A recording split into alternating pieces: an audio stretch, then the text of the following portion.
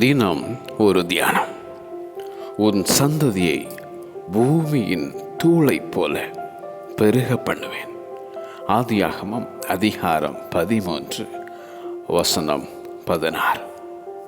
நீங்கள் பலுகி பெருகி பூமியை நிரப்புங்கள் என ஆசீர்வதித்த ஆண்டவர் இஸ்ரவேலரை அதிகமாய் பெருக பண்ணின அந்த பரம தேவன் சத்துவமில்லாதவனுக்கு சத்துவத்தை பெருக பண்ணும் கர்த்தர்.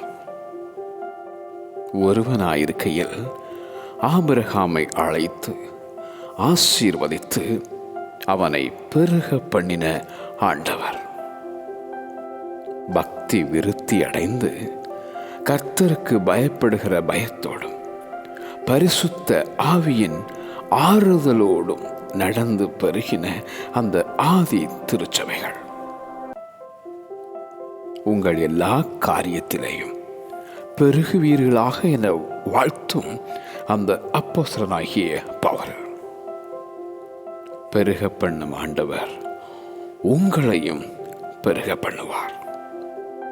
நீ வலது புறத்திலும் இடது புறத்திலும் இடம் கொண்டு பெருகுவாய்.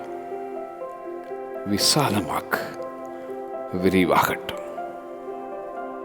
விசாலமாக்கு, விரிவாகட்டும். உன் சந்ததியை பூமியின் தூளைப் போல் பெருக பண்ணுவேன்.